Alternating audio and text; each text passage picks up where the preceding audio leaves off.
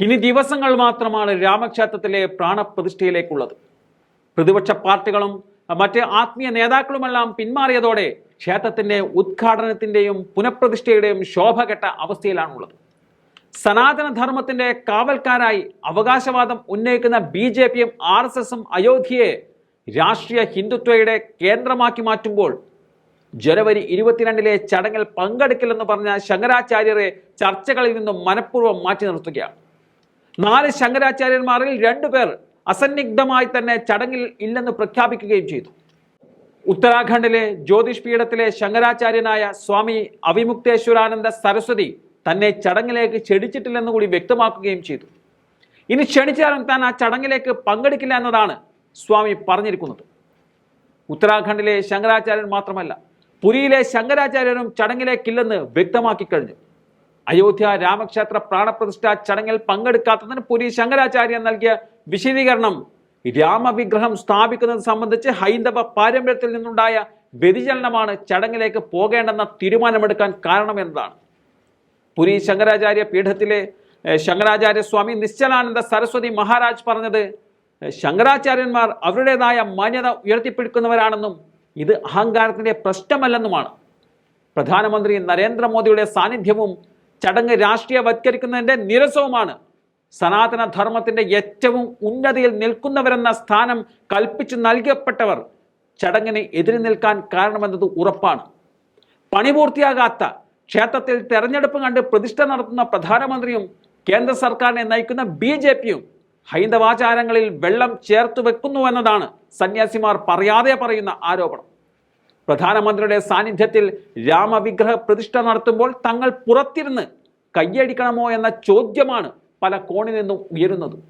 4 ശങ്കരാചാര്യരും പ്രാണപ്രതിഷ്ഠ ചടങ്ങിലേക്കുള്ള തങ്ങളുടെ എതിർപ്പ് നേരത്തെ തന്നെ രേഖപ്പെടുത്തിയതാണ്. അപൂർണമായ ഒരു ക്ഷേത്രത്തിൽ ഒരു പ്രതിഷ്ഠ നടത്തുന്നത് ഹിന്ദു ശാസ്ത്രങ്ങൾ അനുവദിക്കില്ലെന്ന് അടിവരയിട്ട് പറഞ്ഞാണ് 4 ശങ്കരാചാര്യരും ചടങ്ങിനെ എതിർത്തത്. ജനുവരി 22 ചാന്ദ്രമാസമായ പുഷ്യയിൽ വരുന്നതിനാൽ ശുഭകാര്യങ്ങൾ ഈ സമയത്ത് ചെയ്യരുതെന്നും ഹിന്ദുധർമ്മങ്ങൾ അനുശാസിക്കുന്നുണ്ട്.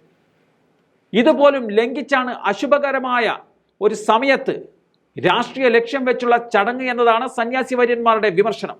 ഇനി ആരാണ് ഹൈന്ദവ പാരമ്പര്യത്തിൽ ശങ്കരാചാര്യരെന്ന് ചോദിച്ചാൽ 8ാം നൂറ്റാണ്ടിൽ ഹൈന്ദവ വേദാന്ത പാരമ്പര്യമനുസരിച്ച് ആദി ശങ്കരാചാര്യർ സ്ഥാപിച്ച 4 വിഗ്രഹങ്ങളിലെ സമുന്നതരായ സന്യാസി വര്യരാണ് ഈ ശങ്കരാചാര്യന്മാർ. ഹിന്ദുമതത്തെ സംബന്ധിച്ച് ഉന്നത സ്ഥാനത്തുള്ള മഹർഷി വര്യന്മാരാണിവർ. രാജ്യത്തുടനീളം സ്ഥാപിതമായ ഈ സന്യാസ സമൂഹത്തിന്റെ ആസ്ഥാനം 4 വേദങ്ങളെ അടിസ്ഥാനപ്പെടുത്തിക്കൊണ്ട് ഉത്തരാഖണ്ഡ്, ഗുജറാത്ത്, ഒഡീഷ, കർണാടക എന്നിവിടങ്ങളിലെ മഠങ്ങളിലും മഠാധിപതികളിലുമാണ് നിലനിൽക്കുന്നത്. ഈ 4 മഠങ്ങളിൽ ഓരോന്നും 4 വേദങ്ങളിൽ ഒന്നിനെ സംരക്ഷിക്കുന്നതാണ് കരുതപ്പെടുന്നത്. കൂടാതെ ഓരോന്നും വേദങ്ങളെ വ്യാഖ്യാനിക്കുന്നതിന്റെ അവസാന വാക്കായി കരുതപ്പെടുന്നുണ്ട്. ഈ 4 മഠങ്ങളിൽ 2 മഠാധിപതികളാണ് ഈ 4 മഠങ്ങളിൽ 2 മഠാധിപതികളാണ് അയോധ്യയിലെ ചടങ്ങിലില്ലെന്ന് നിസ്സംശയം പറഞ്ഞത്.